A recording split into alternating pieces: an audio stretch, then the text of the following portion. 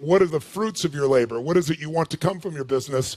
And we talked about all the aspects, obviously, the impact, making a change in society, the economic returns for yourself, for your family, for your employees, for your partners, that are not about me, they're about we. They're about this connection, this human connection in a world where technology can do so much good. It can also separate us. It's all how we use it. They're using forms of technology, in my mind, as a way to create a deeper connection amongst human beings. And I really believe the experiences they create are what set them apart and make them some of the extraordinary businesses in the country and in the world.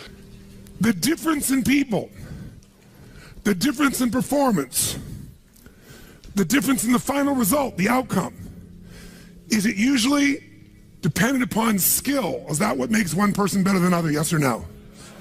How many have seen someone with unbelievable innate skill get wiped out by an athlete, a person, a business individual who clearly had less skill? How many have seen this happen? Say aye. It's our ability to maximize.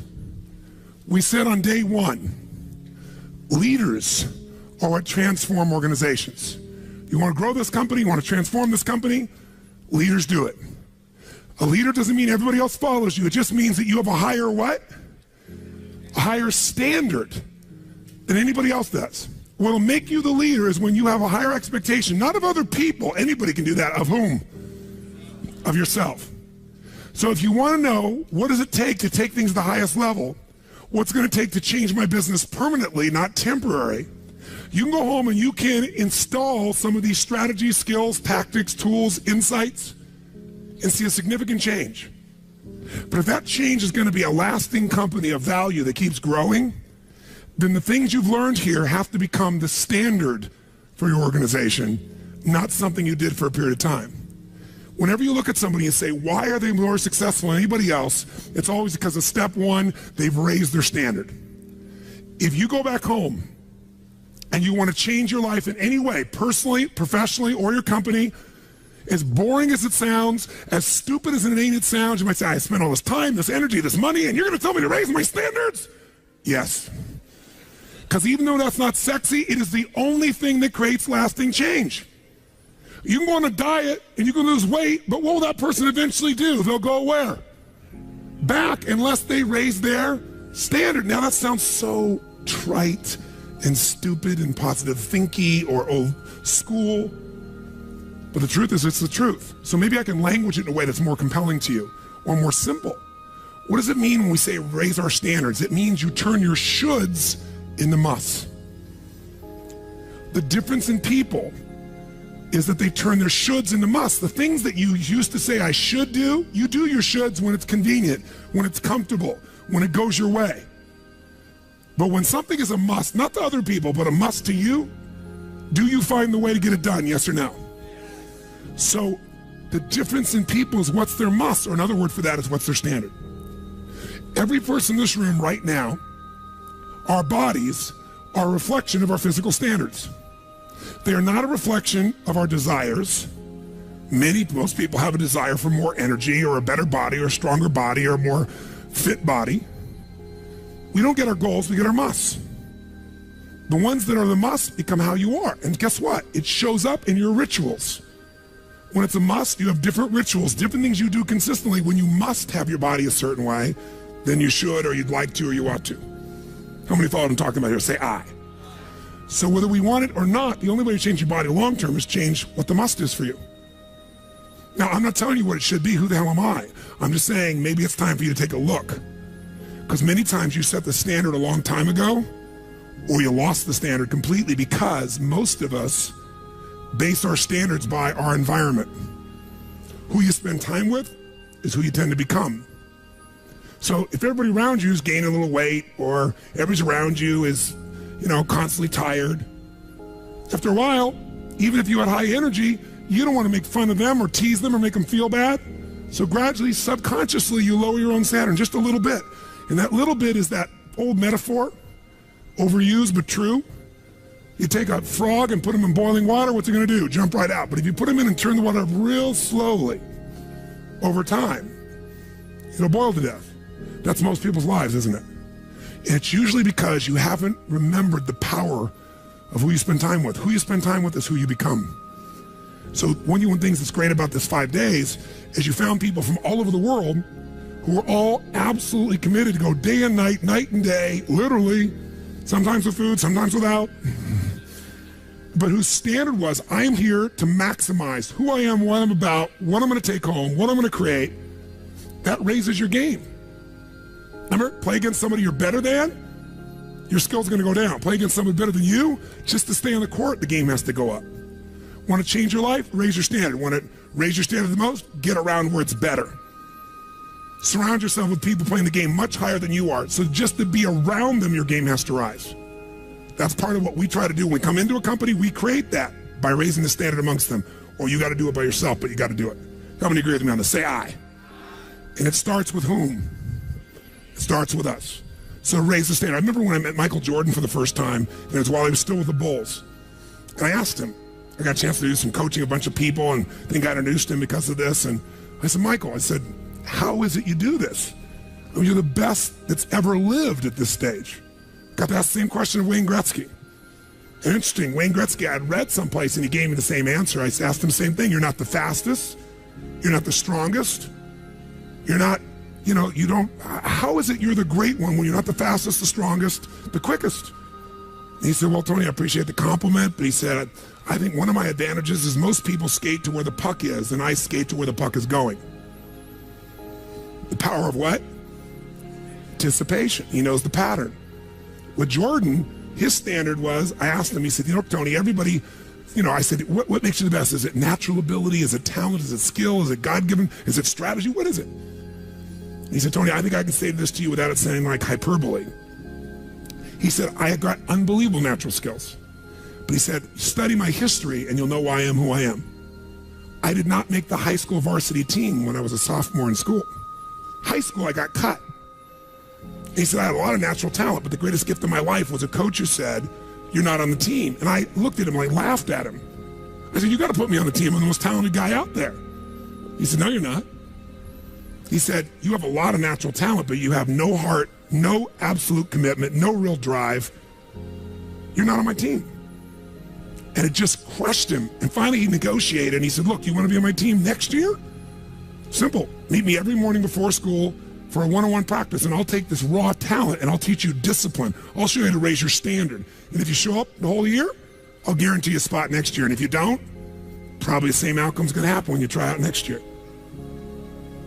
He couldn't believe it. And guess what? Most people don't know. Michael Jordan got up every morning and drilled and drilled and drilled and didn't get to be on the team. And next year he was on the team, and he was not only good, he was great. Guess when his career exploded? When he lost again, championship to Detroit. And he was on the bus. He said he was crying in the back of the bus, physically crying, pissed off at all the other players that they hadn't done their job.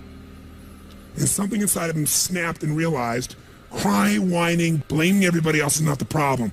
I need to raise my, because he realized that's what did it for him originally. And you know what he did that year?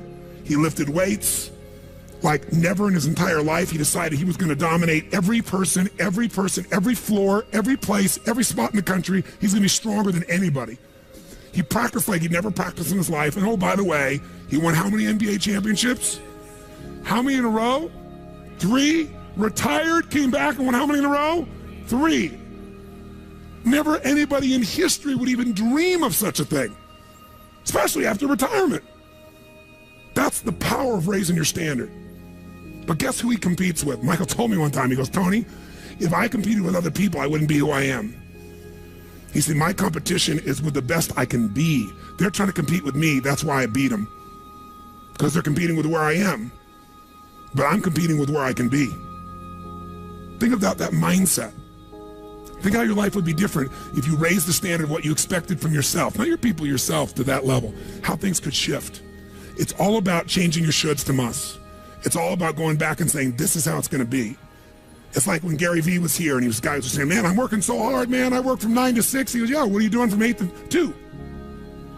8 p.m. to 2 a.m. That's when you master your craft. I always say to people, it's what you practice in private that you'll be rewarded for in public. People say, oh my God, you have this great ability, this great skill. They didn't see all the hours. This class, this course, I know tons of the stuff like the back of my hand. But if you talk to my team who's exhausted, they'll tell you we're up to 4 a.m. almost every night. To be able to figure out how to provide for you a life cycle and get it to be real so you can think about Nike and give you accurate information about when did they really get to young adult, when they fall down. We had to make phone calls, read financials, do all kinds of stuff. We did all that stuff. We were doing all these things and we've accomplished so much, and I figured out how to make it even better. That level of commitment is what makes you great at what you do and gives you that little edge that makes you stand out from everybody else. And that standing out is what makes somebody absolutely own an industry or brand themselves like nobody else in the world. That process is what this is about. Raise your standard. When you got to go home, you got to say, where are we going to raise the standard? What am I going to take that's been my should and make it absolute must? Where are we going to do that as a team and how are we going to pull it off? Now, who here has ever, by the way, your income right now is a result of your standards as well. It's not the industry and it's not the economy. Who here is making more money today than you made 10 years ago? Let me see your hands. How many feel like it's not enough today? Let me see your hands. And how could that be? Real estate's so cheap now. Computers are cheaper than they were then. You get so much more for your money.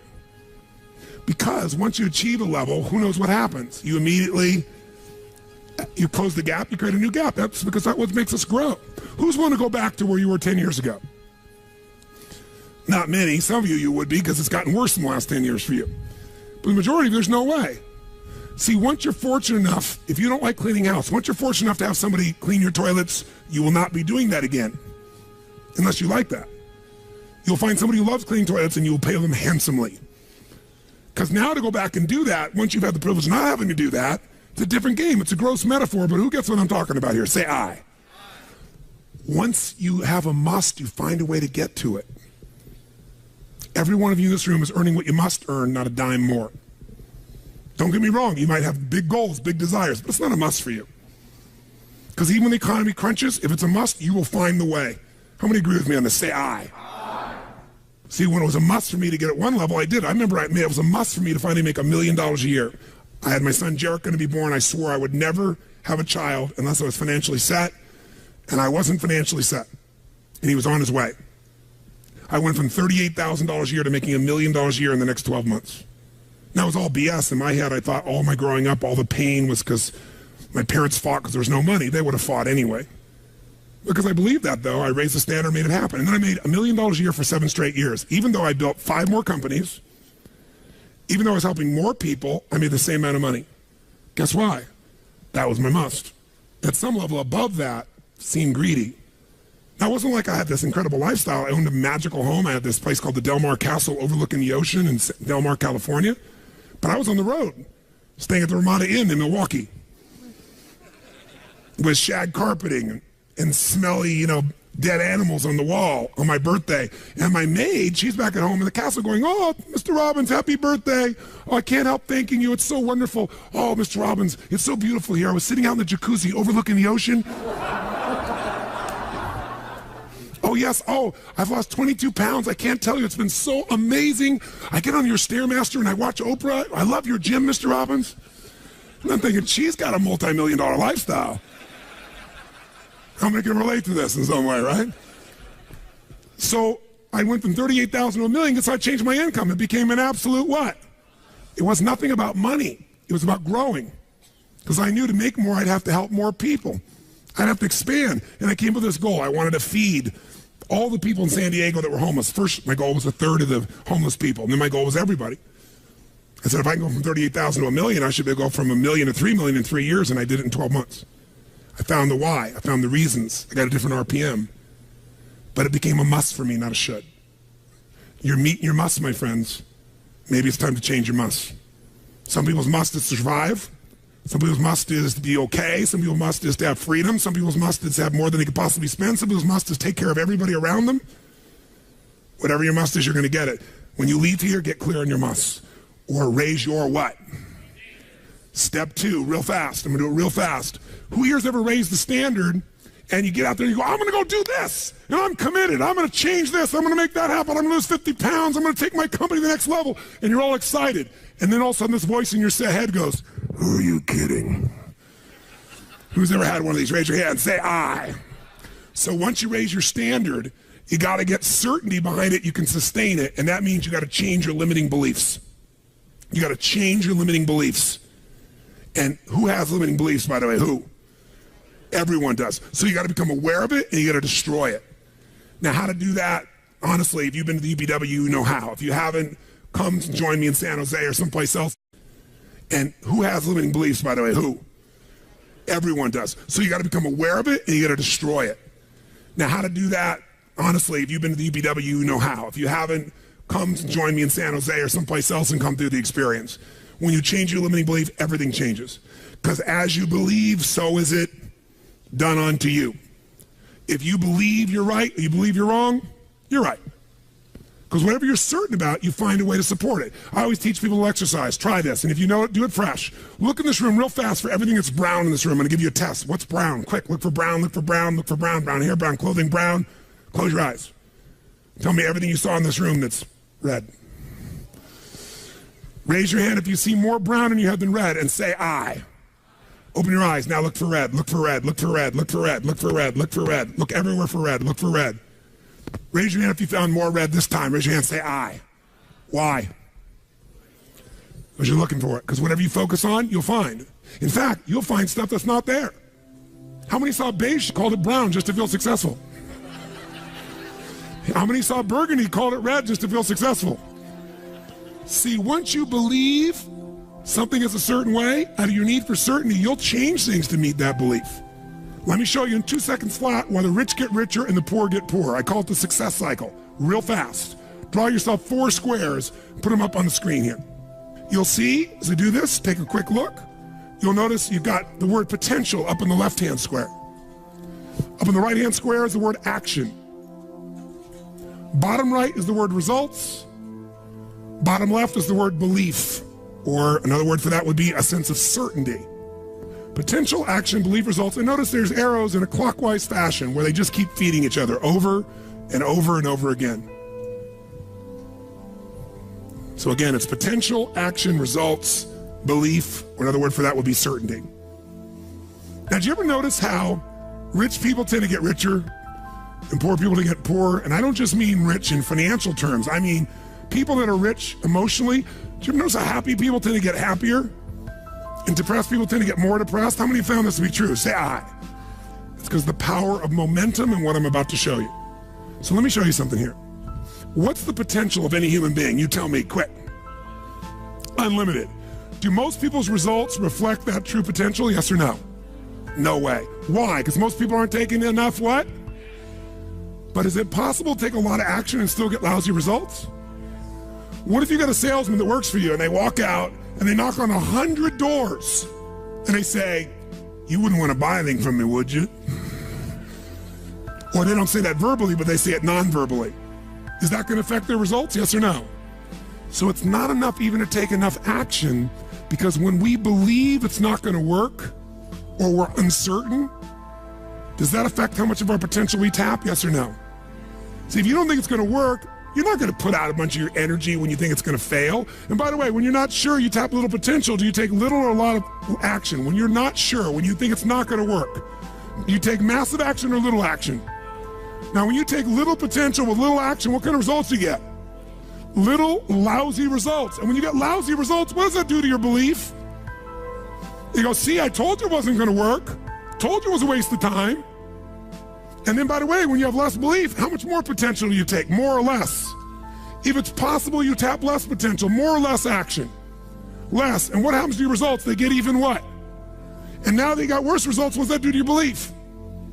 And by the way, now you see the current economy. Isn't it true? Everybody out there is going, oh my God, the results are so bad, it's going to get worse in the future, so I better pull in my horns, there's less potential, so I'm not going to push as hard. I'm not going to take much action. Oh my God, I'm getting lousy results with little potential action. Oh my God, it's going to get worse. That's what creates a recession, depression, whatever you want to call it. How do you change that? By the way, can it work the opposite direction? What would happen if something inside you gave you so much certainty inside of you that you felt absolutely certain that recession was your friend, that the worst economy for you was the greatest time on earth, that all you had to do was manage your state and apply your fundamentals and immerse, stay coached so you don't get off target, keep taking action, and you could own your business and you go to other people's businesses? How many believe that, by the way, now? Say I. When you have that kind of certainty, are you going to use more of your potential when you go home or less? Which one, my friends? Are you going to take less or more action? When you are certain and you use lots of your potential with massive action, what kind of results do you get? Massive action gets massive results. What kind of belief do you get now when you get better results? You go home, you use your core story. You go home and you take one of these techniques, you get a different response. You go home and you stimulate a new source of profit or income. You go home and you add a service. You go home and do anything. And it works. Your brain goes, yeah, it works. Now, by the way, at Home X, we went in there. Thank God we went in there because they took our stuff and it looked like it wasn't working. Do you remember that? Yes. Because some people there didn't want the change to happen. So we had to dig in and find out it was working. We knew you can't take action. You can't sow that seed and reap nothing. So we uncovered what was really going on. You're going to have to watch for the same thing, depending upon the size of your organization. But bottom line, when you get great results, belief gets stronger. Now you're totally certain. Are you going to use more or less potential, my friends? Which one? More. You're going to take even more what? Going to even greater what? Even more certainty. And now what happens to your business? Boom, boom, boom, boom, boom, boom, boom. And now you have a different momentum. And so your economy does not have to reflect the economy. You get to create your economy. You get to decide whether you freeze to death or ski or snowboard. It's winter, but you can have the best time of your life. It could be a sunny, beautiful, magical time. But what you got to do is you got to manage this process. In order to do it, you got to change your limiting beliefs. And this week has been about doing that by giving you so many tools and examples that you'd be immersed. But I promise you when you go home, all this is going to be tested. A, because all the stuff that's waiting for you after being gone for 5 days. B, all the people there you work with, their limiting beliefs, whether you have one employee or two because you're a army of 1 or 2 people, or whether you got 10,000. And so you have to be able to implement. This, by the way, I'm not here to sell you, bring us in if we can help. Do you think we could help? Yes or no? Yes or no? Bring us in, we'll do it. Or get your team together and find a way to make sure this momentum goes in the right direction. Make sense? Yes. This is the must. If you have this high standard, but you don't really believe because the momentum's in the wrong direction, having the tools will be worthless. That's where certainty, that's where everything else we teach, that's what I do in my events, that's where you guys have been there before, that's what you got to bring to the table. What are the 5 keys for integrating this? Number 1, you got to go home and raise your what? Come on, guys, raise your what? Which means turn your shoulds into. Step number 2, you got to go out and change your limiting what? Find anything that's limiting you and destroy it. What's the fastest way to destroy it? You can do it very quickly by producing results in your mind over and over again. Or, why do you think I get people to walk on fire?